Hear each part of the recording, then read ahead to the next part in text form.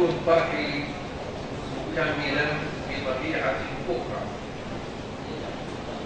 أتمنى أن لا يكون حديثي ترفيهيا. نحن في موضوع قضية مؤرقة لنا جميعا. نحن في خطر مساهمون به جميعنا بدرجات مختلفة. ما هو الخطر هذا الموضوع؟ إذا حسيت في أي مرحلة من المراحل أنا غير متفق معكم سأتوقف من الحديث، لأني أمام قضية غير ترفيهية نهائيا. موضوع في غاية الجدية. إذا تدرس ظروف العراق ومشاكل ستجد لا سمح الله أن العراق، قضية العراق متجهة للتدمير، أن الدول الكبيرة ستطلب من الأمم المتحدة معالجة ملف العراق. قل لي لماذا؟ الدراسات السياسية والاقتصادية الحالية تؤكد أن العراق رابع دولة فاشلة في العالم، وأن العراق عاجز عن تقديم الخدمات الأساسية للمواطنين كالأمن والأمان.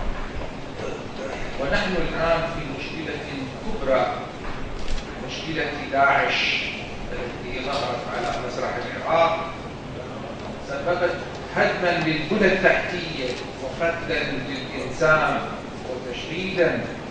عدد النازحين سادة في حضور الآن قد يتجاوز 3 مليون. كل فرد من هؤلاء ليس له مسكن.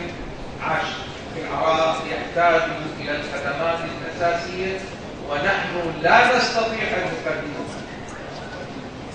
أمام هذا الحال الدول الكبرى تقول العراق عاجز أن يقدم هذه الخدمة للمواطنين، وبعض سكانه عندهم خطط أخرى، فلنعمل على تقسيم العراق بالشكل الذي يلائمهم قد لا يلائمهم. Iraq has the second largest oil fields in the world, $15 trillion worth of oil, second to Saudi Arabia. Their armies are wiped out. They have weak armies. It's a corrupt society anyway. I mean, it's totally corrupt what's going on over there. So I said very simply that if it's me, we take the oil. How about a minimum that they pay for their liberation? Look, at a minimum, they pay us back the $1.5 trillion. That's at a minimum. When we went over there, I said, hey, I assume we're taking the oil. Are we taking the oil? You know, in the old days, you had a war. You ever hear the expression, to the victor belongs the spoils? I said, if we're to leave it, take the oil. At least pay us back. And I come out, front page news, oh, Trump is a horrible human being. He wants to take the oil from a sovereign country. Sovereign, give me a break. You see the people ripping off sovereign.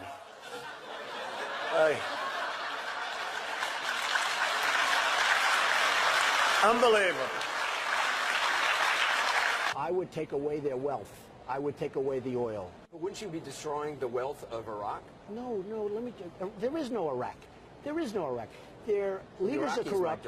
Excuse me, there are no Iraqis. They're broken up into so many different factions. Don't you need U.S. troops to protect the oil company? Yes, you put a ring around them. You put a ring. You have just taken all of the wealth away. This is what should be done. How are we going to take the oil? How are we going to do that? You would leave a certain group behind, and you would take various sections where they have the oil. They have, people don't know this about Iraq, but they have among the largest oil reserves in the world, in the entire world.